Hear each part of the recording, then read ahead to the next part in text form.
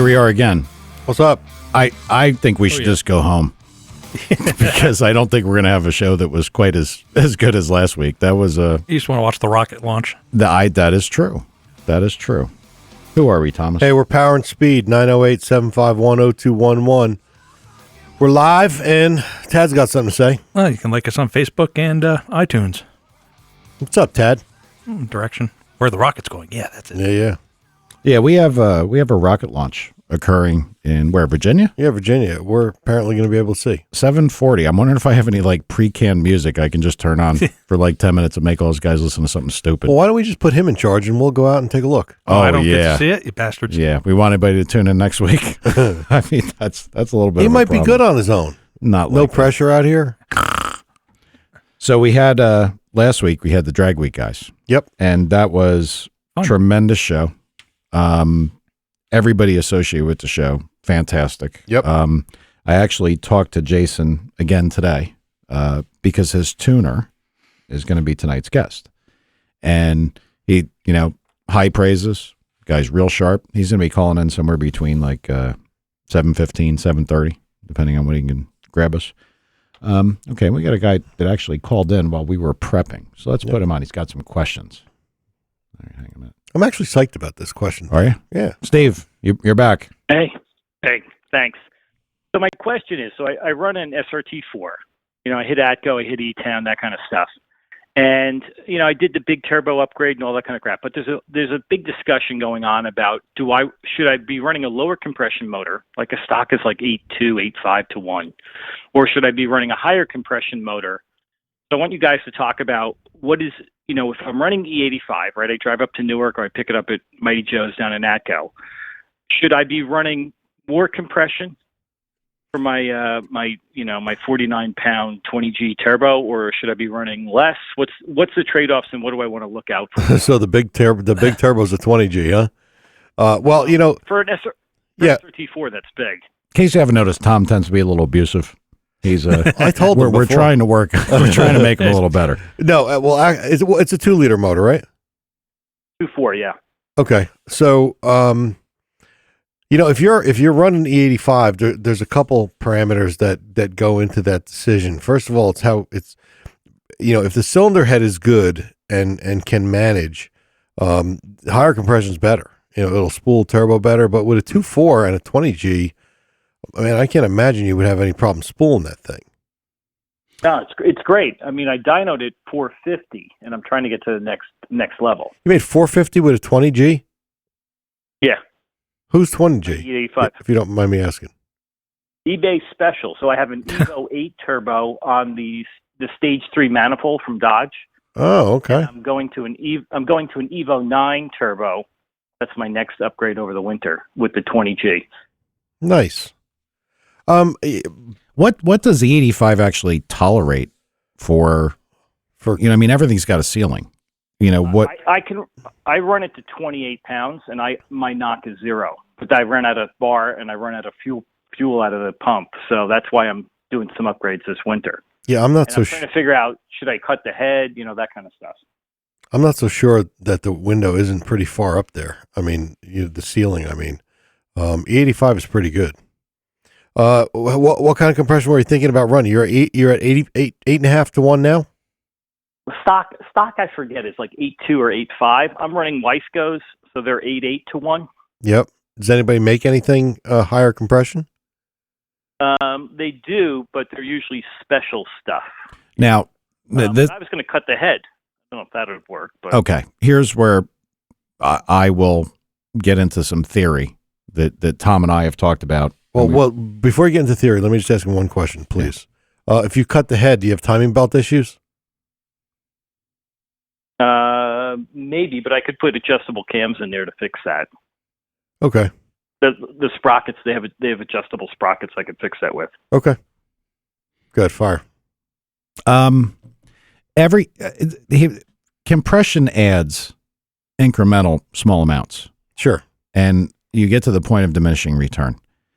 There has to be a crossover point, and probably a guy that can answer this, maybe as a top alcohol guy, somebody who can make massive amounts of boost and knows when you get to the point that this just becomes counterproductive. Yep. because you're no matter what, you're filling a hole with the piston at bottom dead center. Yep. You're filling a bigger hole. Yep. But I would imagine that the point when you're at the right amount of, let's say, pre-spark compression, like the maximum tolerable amount, your boost would have to line up with getting to that number with the compression. Like, again, exactly what the fuel can handle. You probably need, like that spark analysis stuff that we talked about, that we still like to get those guys on. Yeah, I know. Well, there is some, but I can't imagine 26 pounds is getting anywhere near that. No, but you say it's incremental, and it is, but the increment going up from 8.5 to 9.5 is probably the biggest jump. Mm-hmm. And then 9.5 to 10.5 is also a pretty big jump in power, but less. Slightly smaller, sure. And every point you go up is much, much less. You get to 12.5, and then it all gets very, very small. And for whatever reason, it seems kind of universal that 11-to-1 is about the number that people like to stay at with a turbo. Well, look, you deal with alcohol guys, alcohol dragsters. Mm-hmm. How much boost, how much compression? I don't know. Well, I mean, I can't talk about those guys. You could theorize based on rumors or whatever you've heard or WikiLeaks. They have a lot of compression and a lot of boost. Okay. I can't, honestly. But I mean, we could talk about it on turbo side. They're probably running E98 though, and I don't even know what the heck the octane. No, they run straight methanol. Yeah, what I'm saying is everything has a limit before it would become a pre-spark pressure where it would self-ignite like a diesel. Right. And the idea would be is if, let's say there was a rule that you had 8-to-1 compression, there's got to be a boost level that would put you the highest tolerable level to pre-diesel condition. Yep. Because that cylinder pressure is going to be amplified as the piston closes down on it. If you're filling a bigger hole, you're filling a bigger airspace. That's all I'm saying. And I mean, I don't know. I don't have enough mathematical background or physical background on this to even discuss it. I really don't know. Well, we got one example at 9-to-1, 50 PSI on the 85. I mean, that's a pretty big boost number. Yeah. So the bottom line is, since you're not anywhere near 50, I would say keep bringing the compression up. Yeah, no doubt. Okay. All right. I mean, my thought, depending on what the chamber of the head is like, well, here's a good question. Do they make that motor non-turbocharged? Yeah, they do. What's the compression from the factory with that? I don't know, but the Google might know. Because that will tell you two things. That will tell you how efficient the cylinder head. Like, if you can find the amount of spark that they like, and you can find the amount of compression that they come from the factory, it would probably give you an efficiency indicator of the cylinder head as far as what it can handle. And that might be kind of a good place to start looking to get an idea. Well, I'll tell you what, the cylinder head question got answered. Okay. Apparently, SRT4 cylinder heads flow like, and I quote, dog shit through a straw. Yeah. Yep. So I wouldn't want to know how somebody knew that. Me neither, but I'm going to take his word for it. I think staying under 11, but certainly going up is probably the right thing to do. Okay, because I was looking on, the Google came up with Wikipedia saying they ran anything from 8.1 to 9.3, and they said a couple of the high output non-turbos were 10-to-1. I don't know if that's true or not, but that's what Google came up on Wikipedia. Aluminum head or iron head? Aluminum. Iron block. That's kind of weird because an aluminum head, the general rule of thumb that most conventional head race car builders would use is that iron head 10-to-1 is it for pump fuel. Aluminum head 11-to-1 is it for pump fuel. That was, pre-discussion of computer controls. But I mean, GM knows this because if you take an LS-based motor that has an iron head and an LS-based motor that has an aluminum head, they're like just under 10 and just under 11. I mean, they know what they can tolerate nicely. But I thought they bumped the compression because they did reverse flow. No, that's cooler. No, because even when you go back, aluminum headed motors generally ran more compression. They can tolerate one more point of compression with a given fuel. I don't know why that number is, but that's been the real world experience of everybody. For instance, like I know it's a crappy example, but like one of the circle track motors that we were involved with, it's a spec head, aluminum small block Chevy. and you can make them at 10.5 to 1, and you can in fact circle track race them on pump gas. No sweat, as long as you don't do the typical circle track guy out of control. Don't care if it's 270 going across the start finish line. So generally 10 to 1 is what I would tell you is it with an iron head, and 11 to 1 is what's it with an aluminum head. But then you've got better chamber design, you've got E85. I would have to agree with Tom. 11 is certainly safe, but you might find out it would tolerate much more. I mean, if that was Jeff Chang, a Subaru guy, he's ran 50 pounds of boost. I mean, Christ, that's a lot of boost. Yeah, I would bring it up. I'd bring it up. Okay. Especially with that turbo. Okay.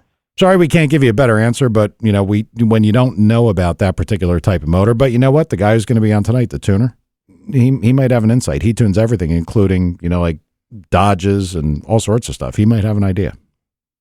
Yeah, because like on the forums, the guys are always going fast. They always tend to either de-stroke to get more RPMs to get a better torque at the wheel, I guess.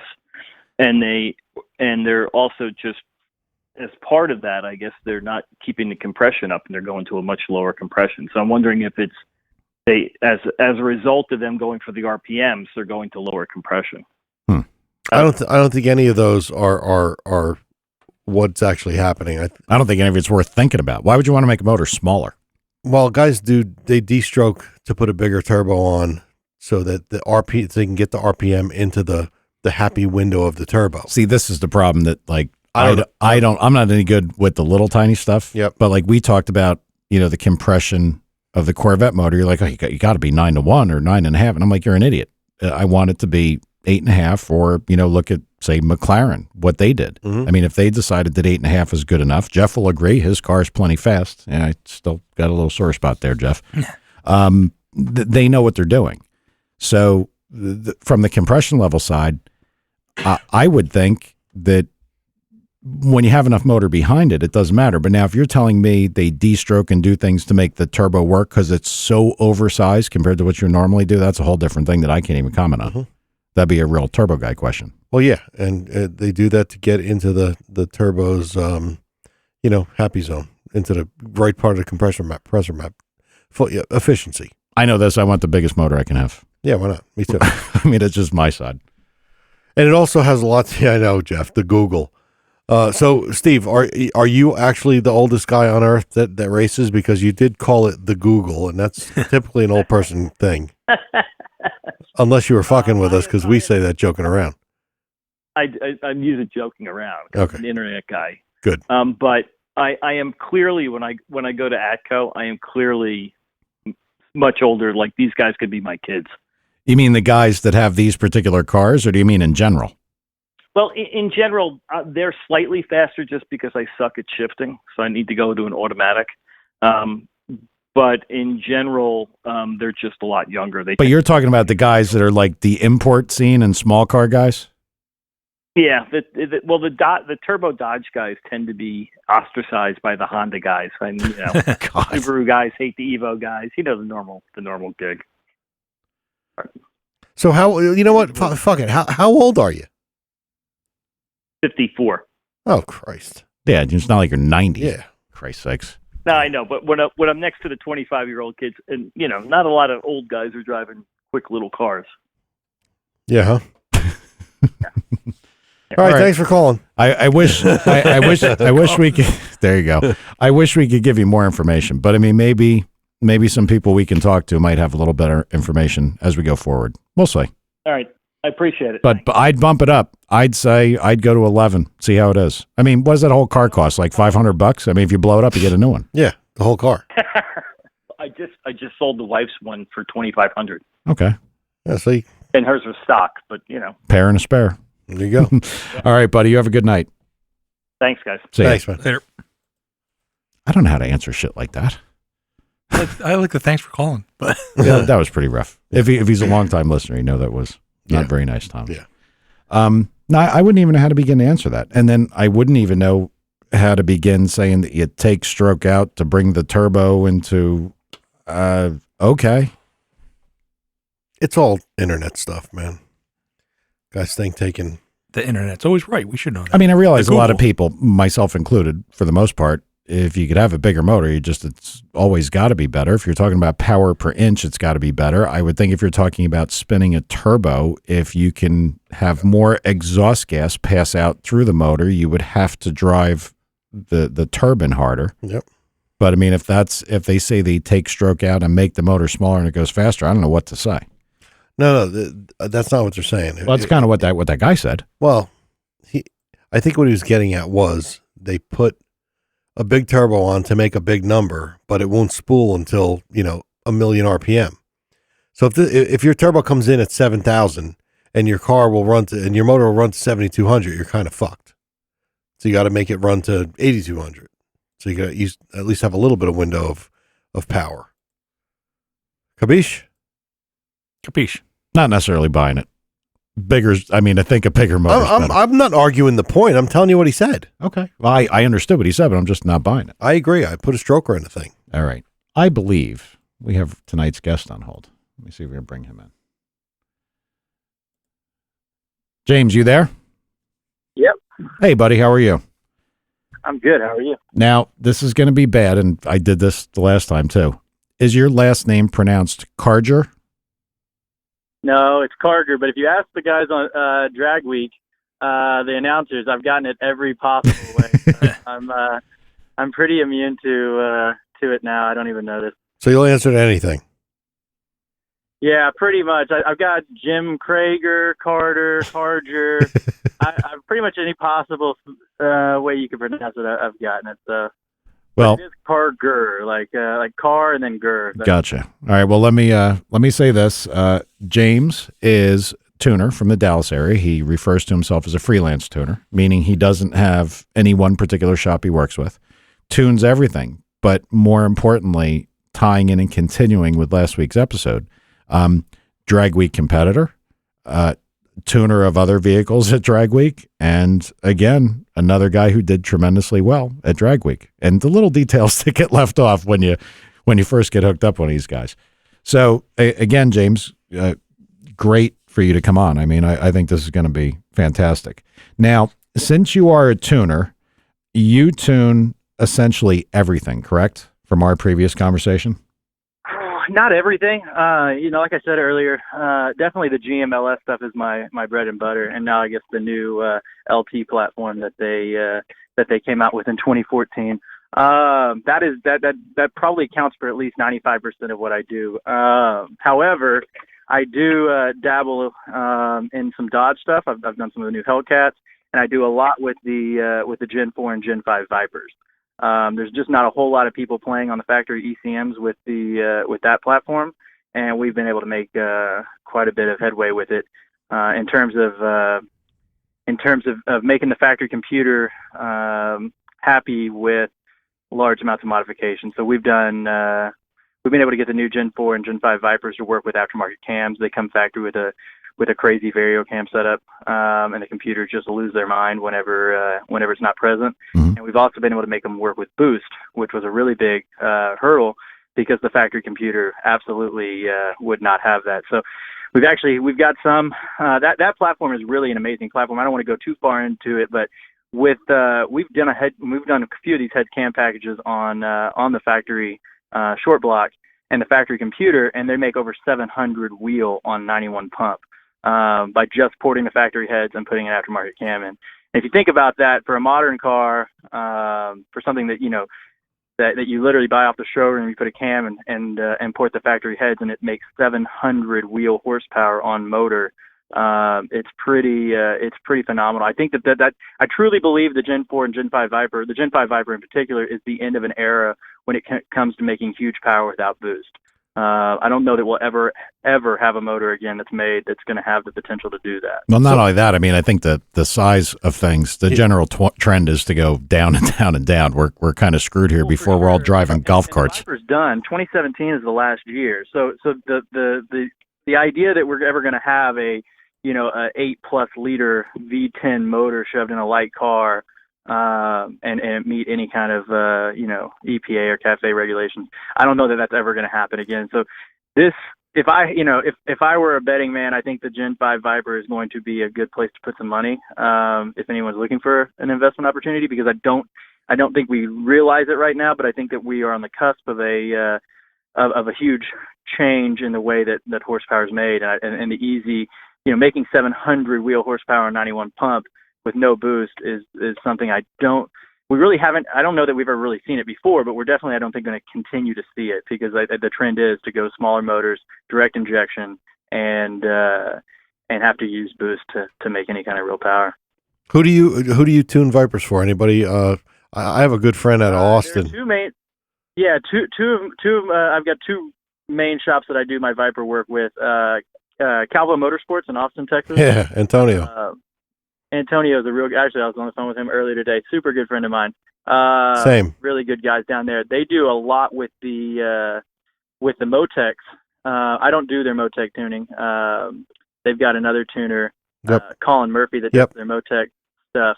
However, I do all their factory ECM stuff. So all their Vipers that they do with factory ECMs, I do the tuning. So I tune all Vipers, everything except Gen 1. I tune Gen 2, Gen 3, Gen 4, and Gen 5.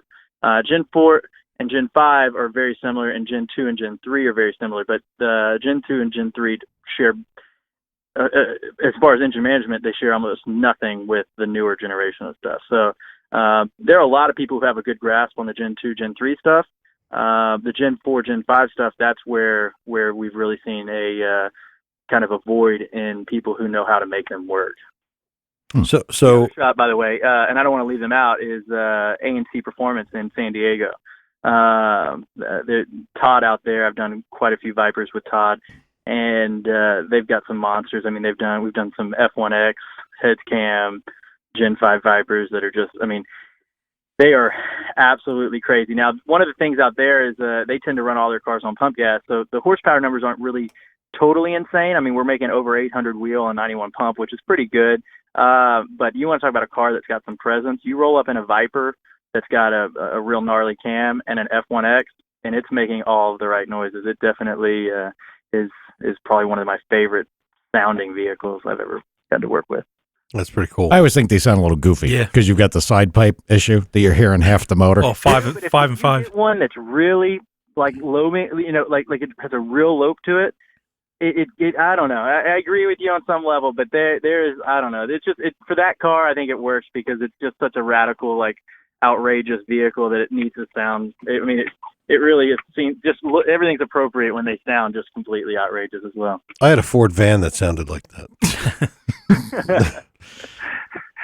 Never been a big Viper fan. I don't know why. I drove one of the very early ones when this weirdo by the old shop had one, and it was one of the very early ones, and it was like race car, big and clunky, clunky, hard, and I'm sure they've evolved. Are you saying like early as in Gen 1 early? Yeah, I think like right when they made them. Yeah, well, I'll be honest with you. None of them do anything for me in terms of wanting to own one until the Gen 5. And if you haven't had the opportunity, I highly suggest you do. Drive one, because it will totally change your perception on the Viper. Everything up to the Gen 5, I kind of felt the same way. Well, Gen 1 is horrible. And I hate to offend anybody who owns one, but that was a kit car that Dodge somewhat mass produced. The Gen 2 was a better car. It's really, really hot inside, and they still have that kind of kit car feel. The Gen 3, I kind of feel like the third gen of any car is pretty horrible. And then Gen 4 was better, and Gen 5, they got it right just in time for the Viper to get dropped. So yeah, figures. The Gen 5 is a really, I've got some clients that have let me take their Gen 5s and drive them for a little while. And, sometimes when you're tuning these cars and they're heavily modified, it's good to like live with them for a couple of days and just make sure that everything is kosher. And so I get the opportunity to take a lot of really nice cars home and kind of live with them for a little bit. And I can tell you the Gen 5 is one of those supercar-ish cars that you really could live with. I've got a really good friend of mine here local who dailies a 2016 ACR. And it's a ridiculous car, but it's totally capable of being dailied. It's plush inside. AC works really good. Everything. It acts like a normal car. Hey, so we got a guy that wants to know. Sorry to jump in on the Viper conversation, but we got guys. You would think you have an LS tuner on, and it it goes pro Viper. But okay. No, it's all good. It's all good. But we got guys asking questions, and one guy just said to hush, and he also said you're something else, but I don't know if I could say it or not. Oh Jesus! Yeah, it's a guy that you're tuning his car Friday, so I guess he's going to slap you around a little bit. I know. Yeah, I can venture to guess who this is. So we got a guy that wants to know about tuning Jason's car. I guess he just wants to know how much timing you put in it and how you run that much boost in a stock engine.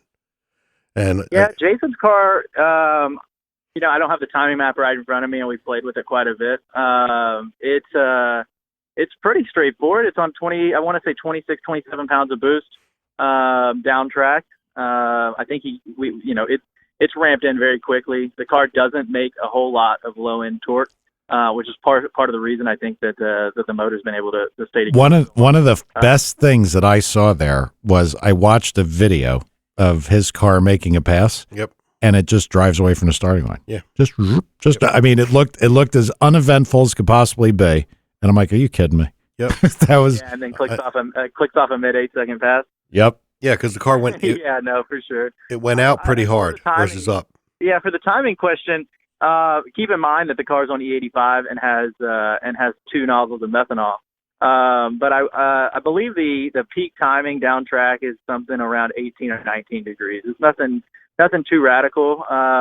But at the end of the day, when you're working with stock pistons and all the stock components, stock rods, you have to stay on the bottom side of the pre-detonation threshold, because it's just not going to take a whole lot of whooping before it breaks a piston. Yeah, we just had a guy that had called in with a what was that thing he had? SRT 4. Okay, what is that? It's a Dodge Neon. Okay. Oh, really? It's a Neon? Yeah. I've actually tuned a few of those, so I do know that platform pretty well. Well, then you might actually be able to help the guy out. He was wondering how much compression you could put in them using, I guess, E85. E85, like, yeah. what can they handle, either boost or compression or a combination of? Well, there are many, many facets to that conversation that I don't know that we would have time to get all through them, but I know you guys know, because having spoken with you, I know I got a gauge on where you guys are at. But there's so many different factors that go into it. But the fuel is definitely one of them. Static and dynamic compression play a big role. Is it a stock short block? There's how much boost. What are the intake air temperatures? I mean, there are a lot of different that I would need information on before I'd want to just throw out some number and this poor guy throw it in the car. And, I think, you know what? I think he kind of wanted to know if he had a fresh starting point. He's running a 20G, so it's 49-pound turbo. If he was going to start fresh, where would you have him start? And then everything else falls into place, obviously. Yeah, if it were if it were me and I were tuning the car, God, see, I don't even want to go into this conversation, because the last thing I want is this poor guy to do it and then it break. But well, here's what we'll do. This isn't the Neon podcast, so yeah. What we're going to do is we're going to make sure that this guy Reach out to me on Facebook. Yeah. We'll give him I can shoot him over a starter tune that would get him going in the right direction. Absolutely, because that's part of the reason you're here. I mean, we want you to bounce from this too, and you've got a couple things we're going to talk about later that are pretty neat. Let's get into the first thing that I want to talk to you about. What your particular car? Tell us a little bit about that. Okay, my car it's a '79 Mustang Coupe. It doesn't look like a '79 Mustang Coupe because the people who had it before me had already updated it when I received it as a roller. When I received it as a roller, it was set up for a small block Ford, and I've always been a big fan of the LS stuff. I've had some LS cars before this, and so when I got the roller, I already knew right off the bat that it was going to that was the direction I was going to go. I threw a K member in it. Took a stock 6.0 liter out of a Chevy truck. Just threw a basic shelf cam in the motor. Had a turbo 350, and it was a dead consistent 7.0 car. It would just run 7.0 after 7.0 after 7.0. It would never go a 699, unfortunately, which just frustrated the hell out of me. But it was a definite, very consistent 7.0 car. And I ran like that for a season before I just got sick of not going 699. So I completely skipped the sixes because then I just bought a right off the shelf Borg Warner S475 cast wheel, $699 turbo, and I had never TIG welded ever. I had no fabrication experience whatsoever. So I just sat down in front of my father-in-law has like an ancient refrigerator-sized TIG welder at his workshop, and I sat down and taught myself how to weld. And so I made the entire turbo kit for the car, and this is God's honest truth. It was like the first or second time out after I had built the turbo kit for it. And this was on pump gas and meth, and the car went like a mid 580 pass. So I like legit skipped the sixes. I went from a dead consistent 7.0 car to a 580 car, and that lasted for a long time. I was on the stock motor on that, running pump gas and meth, having a lot of fun with it, and eventually it broke a piston. Did you ever drive it into a crowd of people? No, I don't think LS Mustangs have that problem. No, that's right. That's right. I apologize. You're right. It's a Ford. It's only the I got factory. confused. We're talking about an LS, and I'm like, no, Mustangs do that. I'm like, oh, yeah. All right. Sorry. Go ahead. No, Continue. it's a Ford motor thing. Although on that argument, I'm not sure what I've watched a lot of these videos, and I think it's wheel speed that's doing that. Like, if you actually watch, it's like they have trouble getting the wheels to spin, and once they finally do get them to spin, they just don't want to let them stop. No, I think it's lack of brain cells. Yeah. Personally, but that's just me. What do I know? Yeah, I'm not a tuner. So the car got a piston and rod motor. I just put some Wiseco 4030 pistons in it and Killing me. rods. And I ran that car for a long, long time like that. And then They would have made more power with manly pistons, by the way. Just saying. yeah, for sure. Well, I do have a manly crank in my current motor. So There you go. can't be too harsh on me. All right. But then eventually I cracked the sleeve on that motor after I turned it up and up and up. I think the car ended up going to 528 on that motor. Just a piston and rod, 370 LS. All right. I put it on E85. Time out. And Time out. Sorry. You said it cracked the sleeve. So you had a 6-liter aluminum block. no, 6-liter cast iron block. Oh, and you cracked it. Wow. Yeah, well, it cracked the sleeve. They're actually like becoming somewhat notorious for this. There are certain parts of the block, or certain. Let me rephrase that. There are certain holes where the sleeves are thinner than other parts, and it tends to happen, I believe, on 3 and on number 6.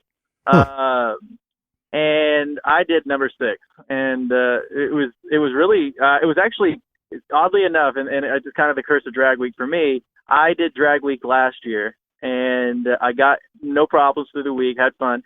Get home, take it to the track. First night out, the car goes a 528 first pass. I pull around back to the pits, make another pass. It was faster to the 60 foot, faster to the 330 foot, and then it felt like the car got a little loose. I let out, and it had cracked the sleeve. So like it made it complete through drag week, and on the same tune-up it had made drag week, it breaks the motor like second pass down the track once I get home. This year, I go through drag week, have a pretty flawless week, win my class, come home, second pass, I break the transmission. So it's dangerous apparently to come home from drag week. It's not like my experiences on drag week are pretty good. It's when I get home I tend to no kidding. Well, that's a problem though, because you got to go home, right? Sooner or later. Yeah. It is, but I'll tell you what, if you're going to break something, breaking it at home has a lot of advantages to Absolutely. doing it on the road on drag week for sure. Absolutely. But anyway, so the 370 went got down in the 520s. It was a good motor. That was the same block I'd always had. So up till mid-year this year, from the time I built the car in 2010 to now, it's always been on the same block. It's had one set of pistons, but and a set of rods, but it had always been on the same block.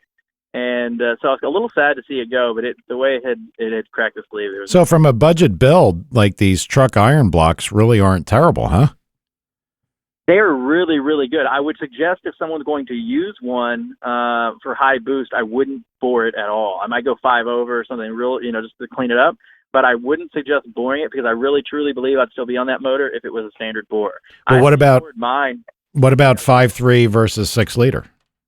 Well, the 5.3s have a lot more meat. So the 5.3, in terms of the block's rigidity and the ability to handle a lot of power, the 5.3 is better, in my opinion, at being a high horsepower being able to hold a high horsepower on the stock block. Or boost capable. What about the 6.2? Is the 6.2 just a bored out 6 liter?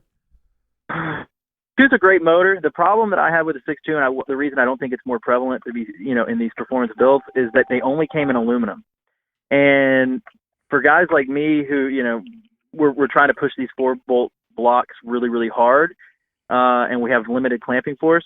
It's a little scary to use an aluminum block, because if you torch the head, you torch the block, and when you torch the block, now you've got a paperweight. So with the iron motors, we torch. I don't like to brag on this, like this is something we do intentionally, but sometimes things happen and you'll push ahead or you'll torch ahead if something happens on a certain hole and the block's fine. You can get the head welded up and you're back on the road. If you do it to an aluminum block, it's almost always catastrophic. Yeah, you burn a trough through everything. Yeah.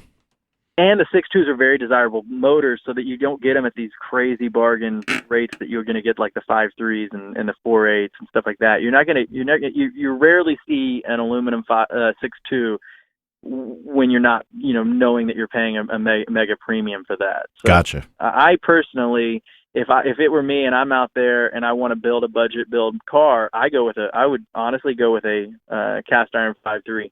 That to me is the best compromise. They're so cheap, they're so plentiful. You break one, throw another one in it, and go on your way. Don't even build them. Just take them and just recycle them. Well, it's funny because when Jason came on and talked about that, Tad over here had a smug look of satisfaction because he's been talking about this forever. And like when you're saying that, he's like, see, told you, I was right. So yeah, I mean they're pretty impressive. I mean, I can't believe what Jason told me his has been through. And oh man, and I don't know if you knew this, but Jason and John, Jason, and I guess I need to preface this. I went to Drag Week with myself and 4 of my clients. So there were Jason and John, who are essentially my business partners. They own Anything Automotive Performance in Denton, Texas, and super good guys. And I do a ton of tuning with them. Anything Automotive. Sean. That's Jason. Anything Automotive. That's what he just said. Yeah. I was sleeping. Welcome to the show.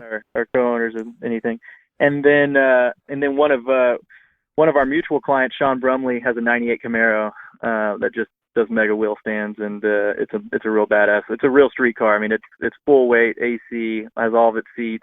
AC makes it full street, yeah. Well, no, I mean this, and I know, okay, like there's the whole streetcar argument or whatever, but this truly is. I mean, there is nothing that's been taken out. So when you get in this car, it is like I call my car a street car. You get in it, and there's a lot of pieces that aren't there. His car is really there. I mean, it is a '98 Camaro with a 408 and some dope on it. But the really nice car, AC, the whole deal. And then another one of our mutual clients, Scott Brown, who has a God, he's going to kill me that I don't know this, but I want to say it's like a '53 Chevy.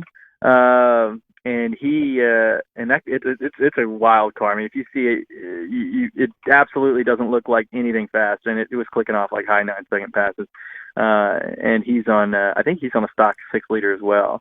So there were four of my guys and me, and I have to say everybody was really good this year. Last year we were having to play with a bunch of cars and change tune-ups and do a lot of stuff, but I will say this year was a lot easier on me because 3 out of the 4 of my clients were on Holley EFIs this year, and it's nice with the Holley when your clients have it because I can give them a crash course in it and they can go in and make their own changes and do their own modifications to the tune-up or boost ramp or timing curve, and they don't necessarily have to come grab me and make every change. Now I would a lot of times I'll look at data logs or something for them while they're hanging out and we got some downtime, but when they're on factory computers and I have to use my interface, 739. They literally have no way to interface with the computer. Then it makes it a lot more challenging. But this year was nice. It was very minimal input on my part. Hang on a quick second. You want to run outside and look? I do. Go ahead. No, I'm not going to go. Really? Why not? Tad, you don't talk. Get out there. I'm going. I'm going. Take the camera. Get some. We of all things, being where we are, there's a rocket. Like a real rocket, like getting shot from Virginia. And Tom said, I guess his backyard, right, Tom? Yeah, backyard. where the deer was. I don't even know north, south, east, and west. I'm a mess. I know the sun comes up over there. So yeah, potentially right now we could actually watch this, but I'd rather talk about car stuff. Tom's on his way out the door. But you brought up the computer, which is a very interesting subject for me. Obviously, the cars that are transplants, if you were going to put an LS into something else, it must be easier to start with a Holley than try to get some kind of GM harness grafted in, right? Yeah. Well, when I started my project, I was an ultra frugal with it. I tried to do it absolutely the cheapest possible way, I could humanly do it. And so what I did was when I bought my motor, I got it with a complete harness from top to bottom. I got literally somebody cut it out, of a junked out Escalade, I believe is what it came out of. And so I took that harness and went through it wire by wire and took all the, pins that I didn't need. And I used a factory computer. And up till this year, I was on the factory computer. I did drag week last year. My car was on a factory computer running, 8-second passes. But I would say now, looking back on it, there's no way I would do that again. Holley has, I don't get any kickbacks from Holley, unfortunately, but Holley has such a complete package and it's so reasonably priced, in my opinion, that there is literally no reason I would see not to use it. I mean, you can get the ECM, the complete wiring harness, it has the relays, it's everything you need. It's got the O2 sensor. I mean, literally, you can have an LS car, a swap car, up and running in one day, it's under $2,000. Wow. There's literally nothing I can think of, and it's got wideband feedback. It's got learning. It's got all these. You can do flex fuel. You can do all these new technologies, and they keep updating it. They're on the fourth iteration of the software. They keep adding new things. They keep advancing it, and it works just so well. So no, these days I don't see why you would use a factory computer. I mean, maybe if it's an NA car and you're really just trying to skimp by, but if you have a motor that's worth that you're actually going to be pushing pretty hard, I just cannot possibly see why you'd want to stick around with a factory computer. But okay, some personal self-serving questions for me. What if you have a car that is already equipped with an LS and a computer? Factory computer? Yeah. Can they be okay? Well, oh, for sure. Like I said, I mean, my car, I was on the same motor for years and years and years, running 520s, 530s in the 8th on a piston rod 370 LS. I had no problems at all. It didn't have quite the level of security and insurance that my current combo does. I mean, like, for example, the other night when I broke the transmission, I had a subsequent problem that I only realized after the fact, but I have some fuel delivery issue right now, and the fuel pressure just fell through the floor, but the car was able to compensate aggressively enough that it didn't break the motor. The factory computer wouldn't have done that. The factory computer, when you go wide open on a factory ECM, it turns off all the O2 sensors. That you're not getting any feedback, no compensation. You've got what the base map has in it, and that's it. So if your fuel pressure, falls, or if you have some delivery issue, it's not going to be able to account for it. So you're going to make a pass, and it's going to be, dangerously lean or rich or whatever. It's just you're going to make that pass, and that's how it's going to be. So the Holley has a lot of, I like to set up my clients' cars with some safeties in them to where it'll cut boost or do different things if the fuel isn't there. And potentially, it saved my motor the other night, which wouldn't have happened on a factory computer. But I don't like to be critical of the factory computer because we have made 1,500 wheel horsepower and above on factory GM LS computers. So the concept that it's not somehow not able to do it, that's not the case. It's just for a small amount more money than what you would have invested in a factory computer setup, you can have a computer that's much more tailored towards what we're doing. Yeah, it sounds like Holley looked at everything that an LS computer did and say, okay, what do you guys need? What would be nice? Exactly. Yeah. Well, that's good. Yeah, and I'd like to actually give Holley a shout out on this because one of the few tragedies we had on our drag week trip, we were, I guess it was day 2. We had a whole program. I'd like to go through that too with you guys if we have time, but we had a whole program where we would show up to these tracks and try to be the first ones through the gate. So we would be the first ones in the staging lanes. And the concept, although it would never really worked out, was that we were all going to go get our passes in early and then get on the road, get to the next city early and be able to relax. that doesn't actually that never actually I don't think happened. But we were the first ones in there. We get pulled in. I have 2 fuel systems on the car, so I switched from one fuel system to the other, and then I just switch a tune-up in the Holley. Well, I go to plug into the Holley box and it won't connect. And that's when I realized that my passenger had inadvertently gotten his foot caught up in the USB cable and had mutilated the USB port on the computer. I mean, it looked like somebody had maliciously done it. I know he didn't. He's a great guy, but he'd accidentally gotten his foot caught and didn't realize what had happened. Well, there's no way for me to flash now the race tune to the car. Mm-hmm. So now I'm literally stuck with this computer. It does run the car, but I cannot interface with it. I cannot flash over the race tune. Long story short, John, one of the other guys we were there with, had an extra computer. It was bolted up underneath the dash of his car. We're in the staging lanes trying to get it swapped out. Well, the guys from Holley come up to me and they're like, "Hey, how's everything going this week?" And I was like, "Well, it's going well, except this problem that we had." And so the guys from Holley were like, "Well, hey, look, send the computer in and we'll do everything we can to fix it." And that meant a lot to me because I know that a lot of other companies that I've dealt with in this arena would not have stepped up to the plate and said, "Hey, look, we can try to fix it." They would have just said, "Oh, that sucks, and you get to buy a new computer now." Yeah. And that's what I had already come to terms with. I mean, this was like a day or two later. I was like, okay, well, I'm out $1,000 or whatever. Like, that's the way it works, and it sucks. But then when they said that, and they actually came through. I mean, I've got the computer back now. It works, and I'm $65 to fix it.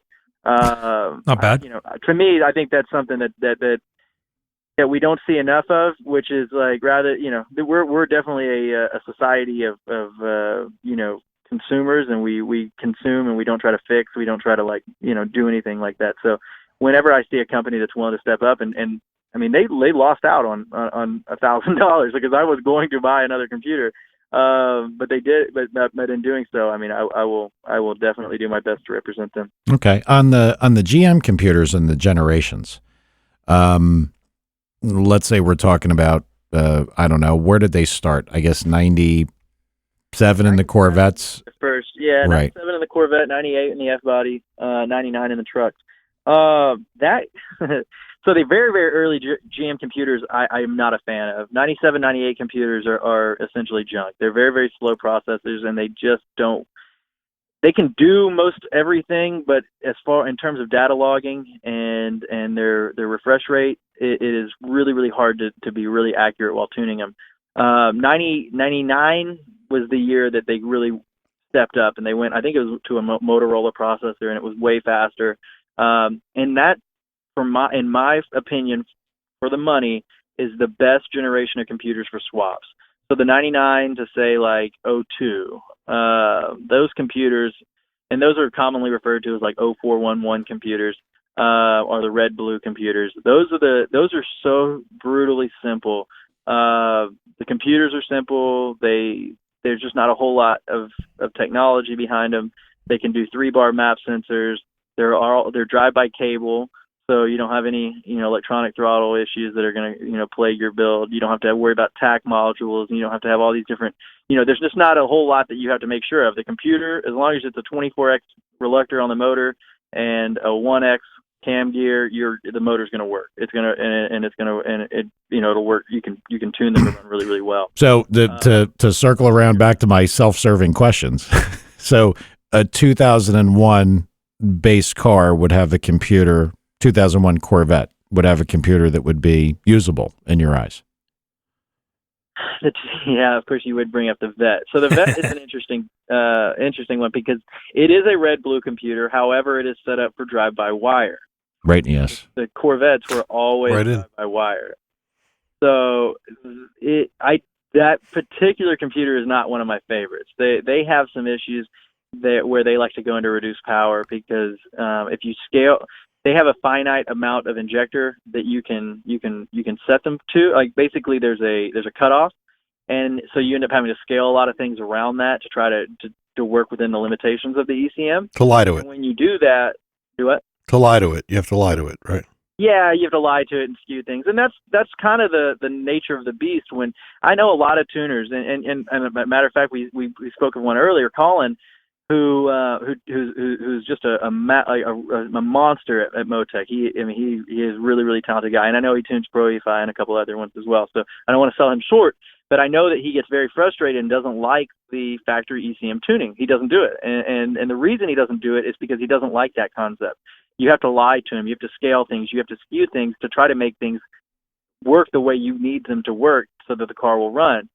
I like it. I don't. Well, let me rephrase that. I wouldn't say I like it, but it is a challenge, and I enjoy it from time to time. So, just figuring out how to make a car do what I want it to do.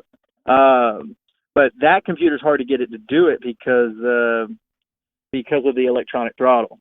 So if you, for example, skew things too far, one of the calculations it makes, which is it's a calculated value, but it's a cylinder air mass calculation it makes. If you skew things too far, it will go too low in cylinder air mass, and when it does that, there's nothing you can do on the ECM side to convince it that there's not a problem, and it will just immediately put you into reduced power. So a lot of guys, they'll have like weird finicky things like the car will do, where like let's say you're decelling real hard, so the cylinder air mass is very low, but now you've skewed things to where it's like insanely low, and the computer just cannot deal with it. That makes that ECM a little bit more difficult. Plus, it was very early in the drive-by-wire, GM architecture. Things that it could have done better. But I mean, we just did a C5 actually with the guys over at Anything Automotive, and F1X 434 cubic inch LSX. 1,300 horsepower on a factory, computer of I think it was an 03 or 04 Z06. But I mean, so the computers are capable. It's just from a tuning standpoint, you need to make sure whoever is tuning it is on their A game, because otherwise you may get some funny stuff going on. So are you better off having a newer version Corvette then? Or is it all goofy? I don't know. If for me personally, and there's I'm sure there are going to be people out there that disagree with what I'm about to say, but if I'm doing a swap car, it is just so, I mean, to me, it makes so much sense to use a 99 to 02 red-blue drive-by cable setup. It's proven, it works. You press the gas pedal, the throttle opens. There's no compatibility problems where, I get a lot of tunes where people will give up because they have compatibility issues between their pedal and the throttle body, or their pedal and a tack module, or their tack module and the ECM. And I tell people, I'm like, look, if you're going to do that, if you're going to do a swap like this and use a factory computer, make sure you get everything from that car. Yeah. Because even within like the truck, so I've got an 03 2500 Chevy truck. Well, that pedal won't work. Even if let's say like, even within the same family of Chevy trucks, so like an 05 2500, everything's essentially the same. I mean, it's the same truck, but the pedals are different. And if you try to plug one into the other, the car won't work. It'll work-ish. It just doesn't work. You'll have some issues. And that ends up causing people a lot of heartache that I think could be avoided if they just by going to a drive-by cable setup. Yeah, so it seems like that really, like if you're doing any kind of transplant, any kind of swap, the Holley is a better deal. Now, I saw the picture of your car. Is that a Holley dashboard in that car? It is, yeah. I got I did the 7, I think it's 7.5, something around 7 inches. When I put the car together, had I known where it would end up and had things been out at that point, I could have really saved myself some money, because I had bought the full auto meter, everything, so I actually still have it. If anybody wants it, message me. But I had built a dash for it, and I've got every phantom gauge that Holley offered at the time. So tack, speedo, oil temp, trans temp, coolant, everything.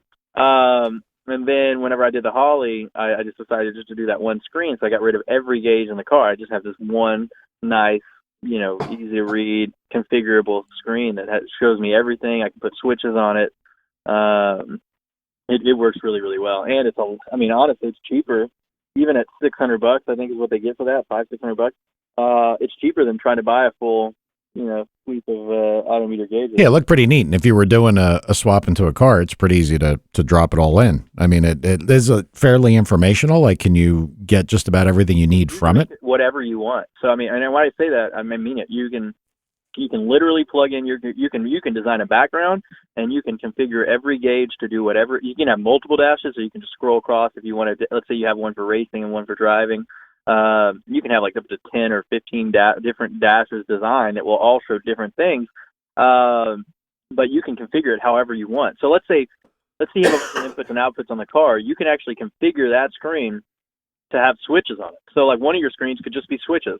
And if you press the screen, because it's a touch screen, if you touch it, you could flip on the fans, or you could flip. Oh, that's pretty neat. That's nice. I didn't know it was a touch screen. I mean, yeah, it's 100% touch screen. So it's and you can view data logs on it. You can do a bunch of different stuff on it, but the screen itself is really a cool feature. And for I think most people really should use. It's additional. It doesn't come with a kit, so it is something you have to buy on top of it. But it's one wire to hook it up. It literally just plugs right onto the Holley setup. So was it a bus wire? Or?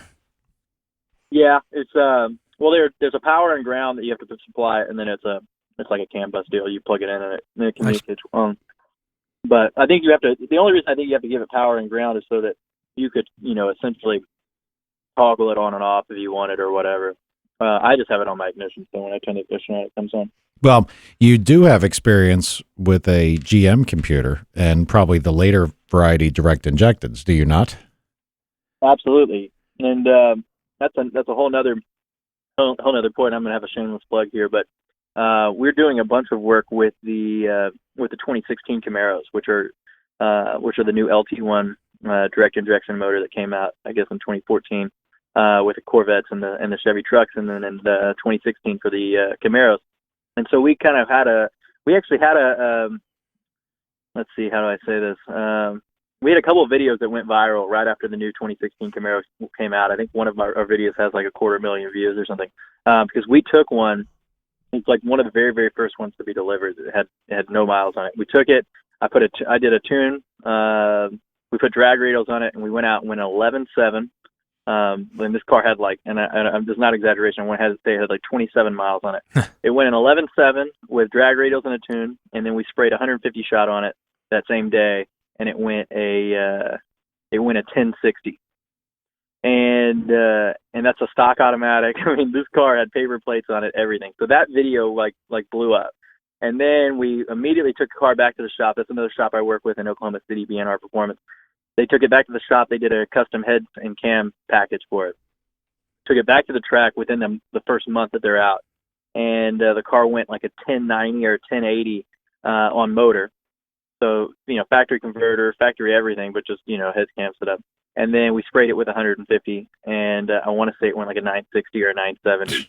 And so it had I think at that point it had like 150 miles on it or something like that. So at that point we really realized this new Camaro is a force to be reckoned with. I mean, I'm a vet guy, so it's hard for me to get strongly behind the Camaro. But the new Camaro is a really badass car, and it's a great architecture for performance. So at that point we realized this is a platform that's worth building. So the guys at BNR decided they were going to come out with basically a special edition of the 2016 Camaro. And now that's an actual dealership, right? Well, BNR is a performance shop, and Black Horse Racing is kind of the outfit that's behind the Fireball Camaro, which is the car that I'm referring to. And then they've gotten some dealerships to back it as well, and they're actually selling them off the showroom floor with a factory warranty. They come supercharged. They have a couple different packages. I know the one that's out right now is 700 horsepower. It's that's obviously a crank rating, but this is a 91 pump gas car, and it's got a factory warranty, 700 horsepower. And they're moving them. They're selling them like crazy. So. I do suggest everyone, if you haven't already seen it, go on YouTube or go online, fireballcamaro.com. They've got some funny commercials and stuff. There's one of the commercials. I know there's a couple commercials out now that they're playing, especially in Oklahoma, because that's where they're primarily being sold right now. But they've got Farm Truck and Asian, and they've got a funny commercial where they race the farm truck in one of the Fireball Camaros, and they also have a 25th. I think it's a 20. Well, it's a Gen 5 Camaro car that they're racing in Radio versus the World, and it's a real 2010 Camaro. It's got a Proline motor in it, and I think they're the fastest drag radio car on gas right now. I think they was like a 390 something at 201 or 202 miles an hour, and that's not on alcohol, that's on gas. So that's the Fireball race car, and then these are the Fireball, cars that they're actually. Yeah, it's a pretty neat deal. If you can buy something like that that's modified and comes with a warranty, I mean, that's pretty slick. Ford's had it forever. Ford's always had this. Ford's always had the Roush or the Celine or all these special models, and essentially GM has it. I mean, there's like the Burger Camaro I think they came out with for a little while, and then you have I think there was like an Intimidator or something that there were a few little models that came out here and there, but none that were I would say like really mass produced or and that's what they're trying to really build this into is there really is a void for this right now. And I think it'll be especially cool when the ZL1 Camaro comes out and they start building off the LT4 architecture. And because I think at that point you could realistically offer something maybe up to 1,000 horsepower with a factory warranty, and that's pretty amazing. Who are your competitors on the Camaro builds? Competitors on the Camaro build. There are a couple of good guys out there. I know when we were first starting, there was a company. God, I feel horrible that I don't remember this. At the time, I could have told you like right off the bat. But like Redline Performance was one of them, and I can't remember the other guys' names.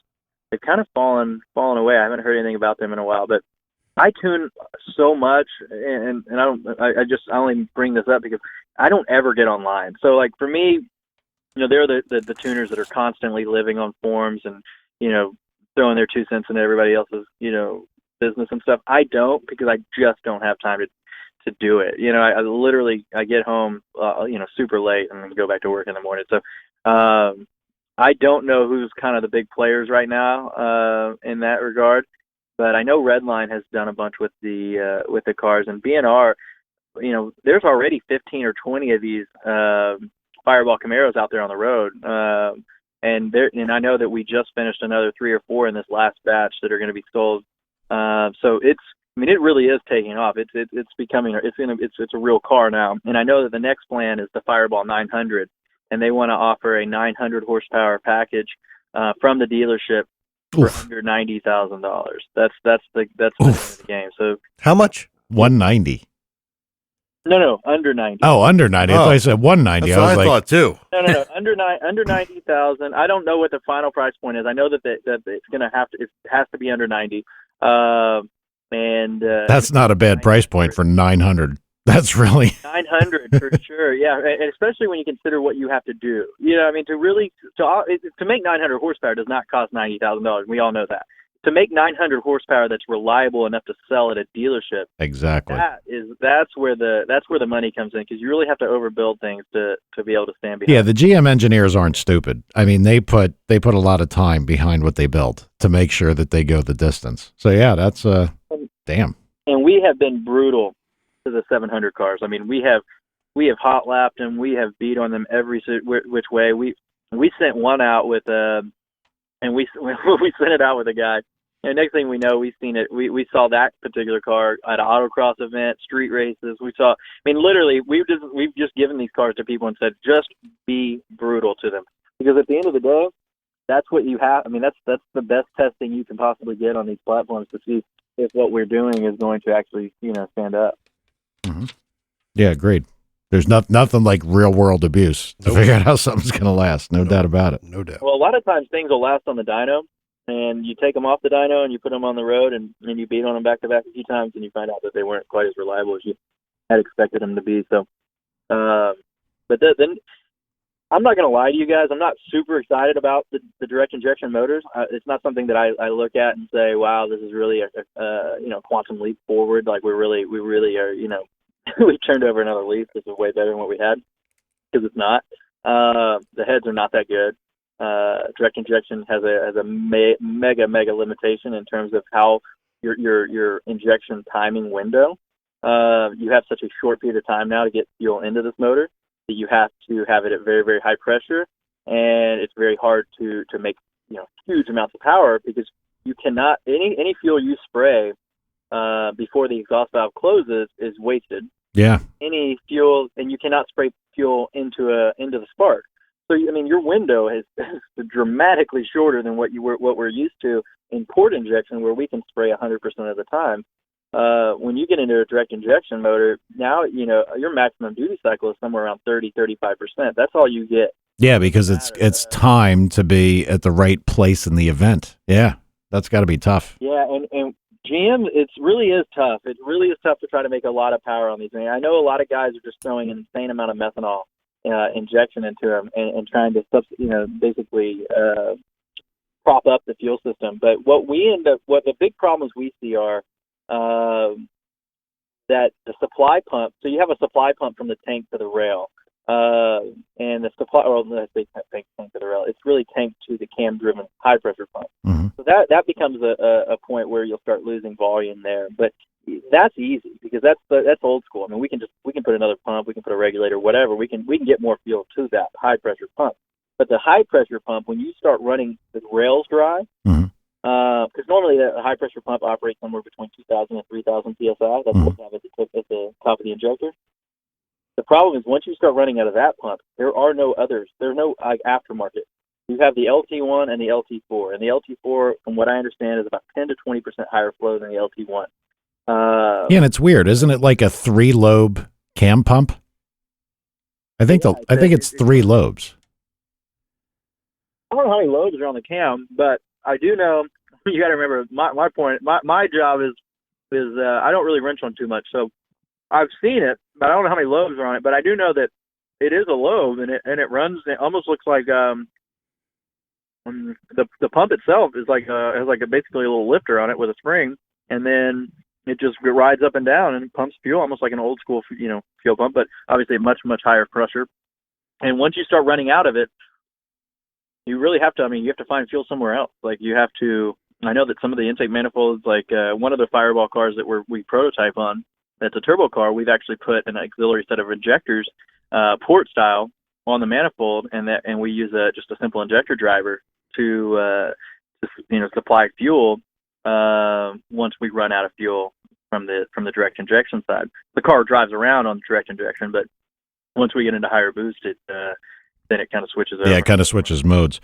Well, I'm sure the aftermarket is everybody's spending time on that, trying to figure out what to do. I mean, I'm sure that's all going to grow over time. If the aftermarket is listening, I would really, really appreciate if they'd spend time on the high-pressure pump because that right now... It's going to be an expensive pump. Do what? It's going to be an expensive pump. I don't think so. I think the pump is kind of cheesy. Super pump. Yeah, expensive. It's just a big pain in the... I mean, you want to talk about a pain in the ass. We had one the other day, and it was a C7 Z06, and it's on E85. It's got aftermarket heads and cam.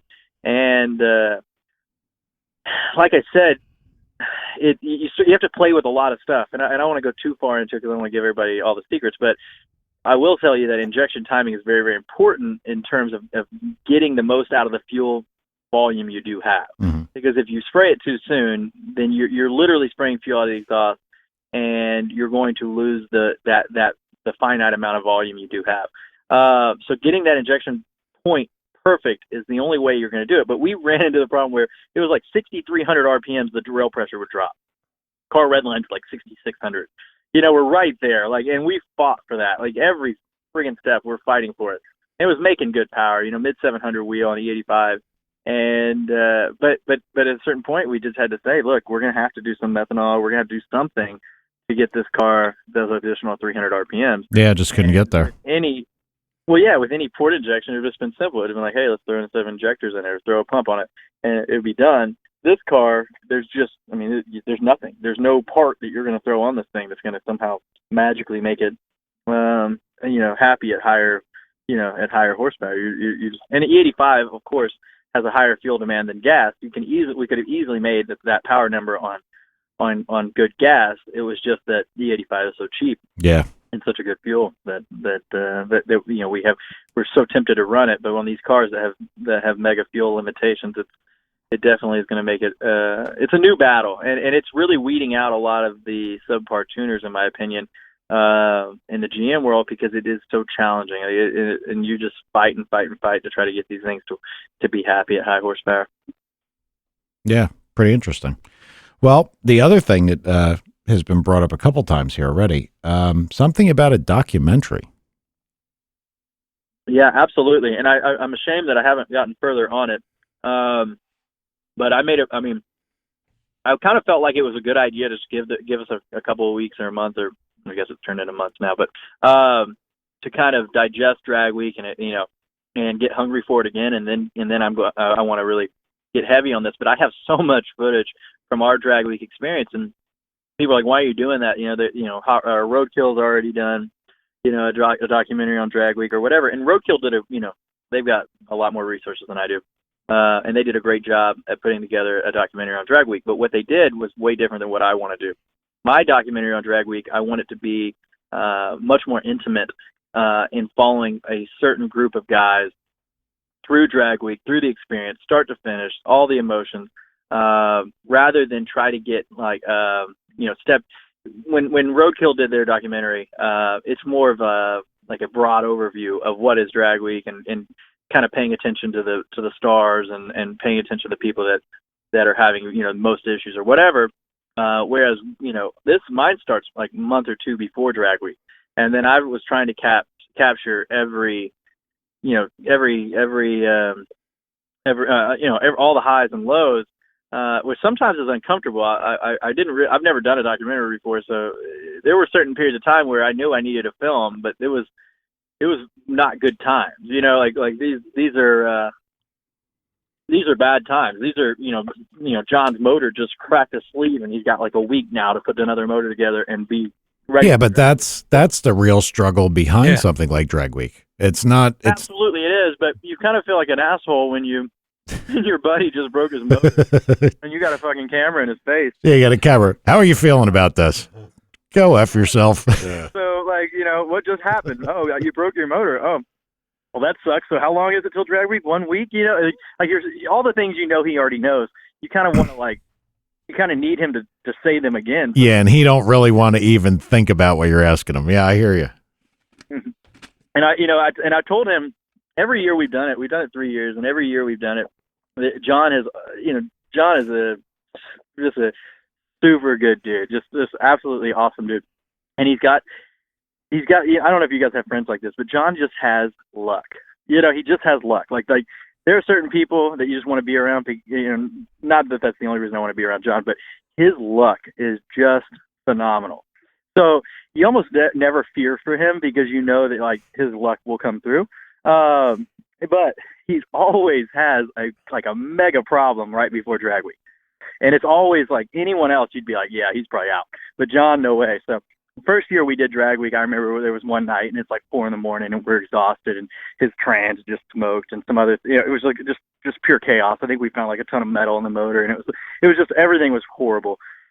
And we're laying on the floor and I could tell he was just so deflated. It was just like, I don't even know what I'm doing anymore. And I told him, I was like, you know what, in a couple of weeks, we're going to look back on this, we're going to laugh. And, so we ended up getting it all figured out. The car did well and we made it through Drag Week and no problems and whatever. And sure enough, we looked back on it and we laughed about it. But that's been the case every year with him. It's been a motor, a transmission, or something right at the worst possible time. And this year was no exception. Well, that's exactly it. I was talking to Jason about this earlier, and he said, part of the Drag Week deal is finishing, is just getting there and finishing.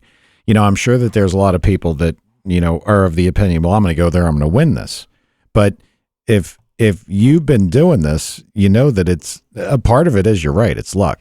But I mean, just to finish this and be somewhat competitive is an accomplishment, no matter what happens. Absolutely. Oh man, you have no idea how true that statement is. And when I left to go on Drag Week, my intentions to win my class were zero. Not that I wouldn't have, not that I wasn't excited to, not that I did not want to win it, but that had nothing to do with me going or my motivation. My motivation was I just want to finish it. And only about halfway into the week did it become evident that I had a real shot at winning my class, in which, I did start doing leagues a little bit differently at that point, trying to make sure that I turned in as good a time slip as I could. Yeah, once you're looking at it, hey, this could happen. And it does add a whole different dynamic to drag week when you're actually in a hard fought battle for a win. But I will tell you this: I didn't have a dramatically different experience between winning and not winning.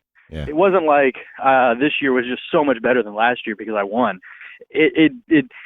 I would not have left any less happy or less fulfilled this year had I not won the class versus winning it. And I mean that genuinely, because that was just a huge icing on the, cherry on top. Like that it was awesome to have done it and win it. And I think it takes off a little bit of pressure in the future. Plus I get to razz like all my guys, and when my hot rod drag week jacket comes in, I'll make sure and wear it around them. But that's really the finishing part is the challenge, and that's the part that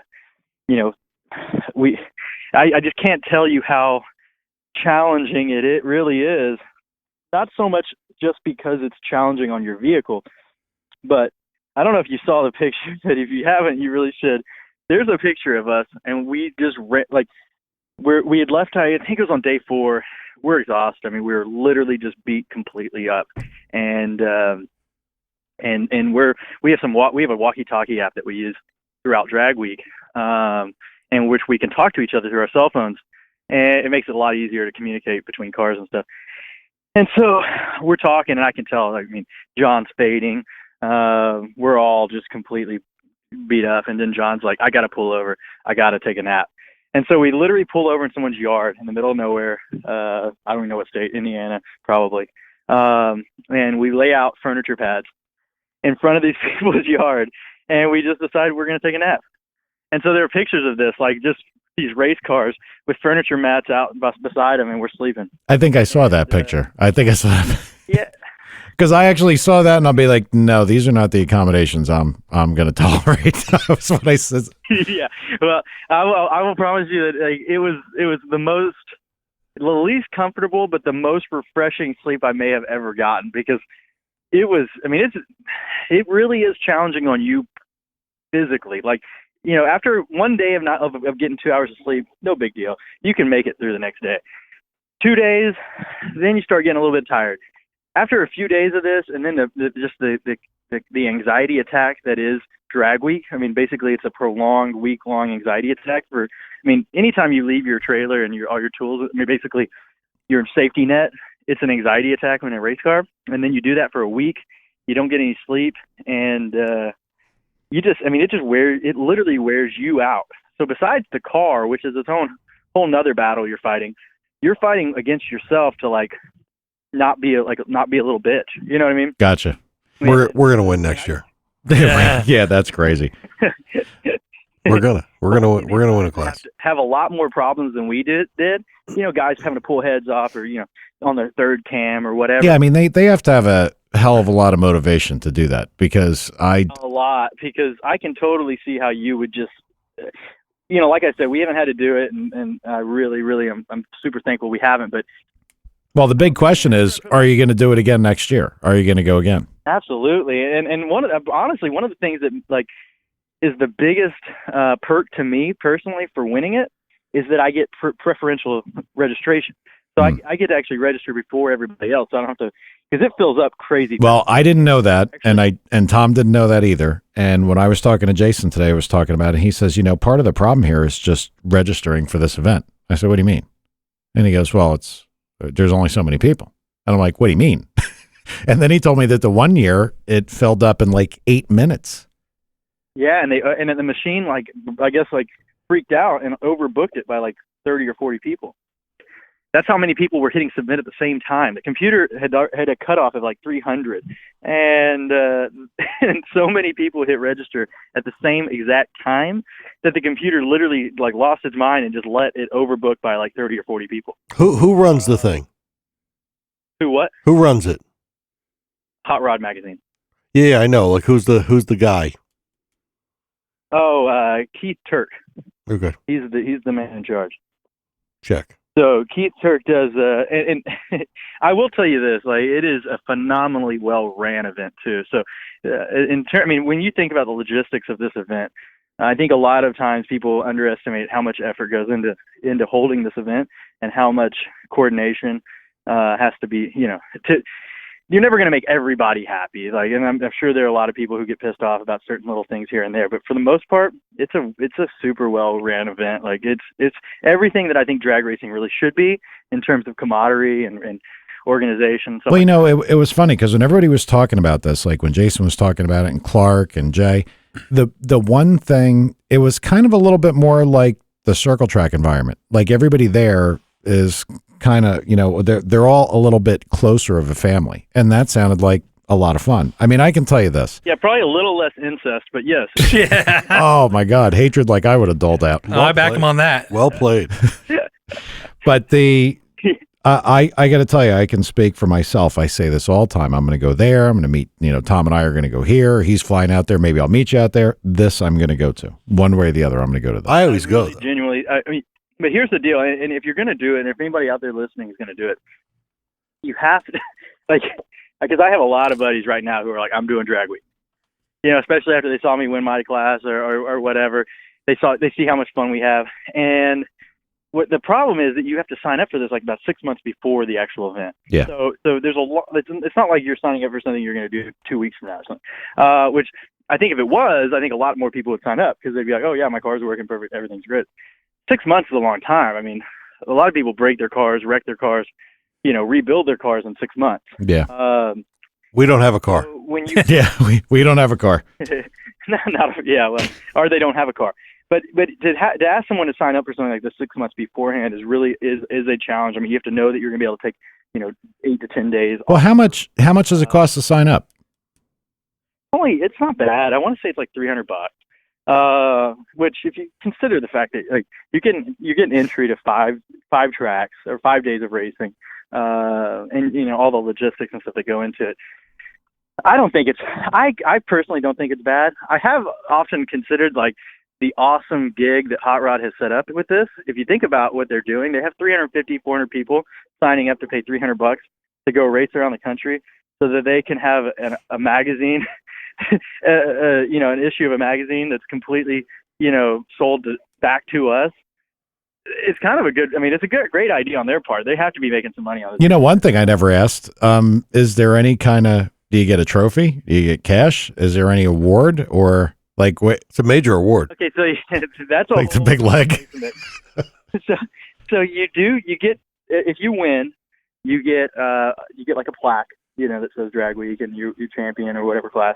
And then, how about money? I've not gotten mine yet, but there's a jacket. And the jacket is kind of like, I guess, like the Masters. You know what I mean? Like, it's a big deal to have one. Is there money in the pocket of the jacket? Is there any money?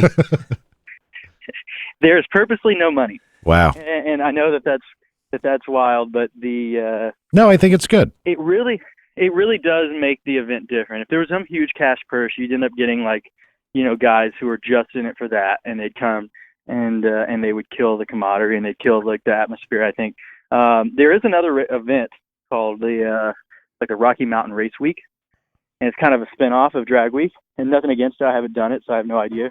But it does have cash payouts, and from what I understand, it is different. I mean, it's different when you have when people are competing for money versus just pride and stuff like that. So yeah, I would imagine so. But like me, we would do it regardless. But at the higher levels, I do think that becomes kind of an issue because you're asking a lot of guys like Jeff Lutz or Larry Larson, Tom Bailey, all these guys that have mega dollar race cars, and this has to cost them a lot of money. There's no way to run a pro mod on the street and on the track for 5 days in a row and not spend quite a bit of money in broken parts and fuel and all the different things that they're having to do. So for us, it's really not that expensive. I mean, my car runs on an E85. Jason and John's car run on an E85. I mean, we're really, thankfully we're not breaking a lot of stuff. It's not really, we stay in the worst possible hotels. I'm talking about, these are raggedy hotels. Poor guys. We're not doing that. Mike can't do that. No. Yeah, it's Is there embassy suites anywhere around there? that's a little pedestrian for me. No. Yeah, the guy that riding with me, he's got a ton of like Hilton points or something. At one point, he said something to me. He said, well, hey man, this was before we left. He had never been on Drag Week. He's like, we should he's like, I know that, we agreed to do the, split hotel room deal with everybody, but, I got all these Hilton points, dude. We can get a free Hilton room. So we'll just pay that half with them, and then we'll stay in the Hilton. I'm like, yeah, just we'll just see if there's any Hiltons around. I need a hotel room with an ass washer. I want a top-notch place, man. That's what I want. I got 375,837 Hilton Honors points. All right, there we go. We're covered. Are there Hiltons there? Not to brag or anything. But, yeah, I don't know. Well, if you can technically stay wherever you want. So you could if you find a Hilton somewhere on the route, you can. I would imagine that these routes are probably not, Hiltons. We'll have to bring one of the choppers. bustling metropolises. I would imagine. I did not. I don't recall seeing any Hiltons on the route. But yeah, but like what I heard is that the scenery of the route and everything, the people and everything was wonderful, and that to me is worth it. I mean, we're kidding around. I don't give a shit. Yeah. I really hope that. I say I hope. I really need to get off my ass and put the documentary together. But I have some clips of us just going through just bumfuck middle of nowhere, and these people. And I mean, and I say this as if like it's just because it's bumfuck. I mean, if a bunch of race cars came cruising through my neighborhood, I would be, out there too. But these people will come out in masses to watch the cars and, try to taunt you into doing burnouts and being crazy. And then if you break or you need anything, we broke. Well, I say we broke. My K member became loose, and we needed to stop and tighten up a couple bolts. Man, I swear we had like 500 flashlights. These people, I mean, just people pouring out to it's nice. Just come help us and divert traffic and it was like literally we had just made their week or month or whatever by coming through town. And the one thing I've always been surprised at is there's really not a lot of police intervention either. And I had actually asked exactly that. How were the cops? Because you wouldn't. I mean, obviously, I would hope that because of the level of respect that this event has, that you would have the guys, be on their best behavior. You don't need guys, doing things that are out of control because then it gives the event a bad name.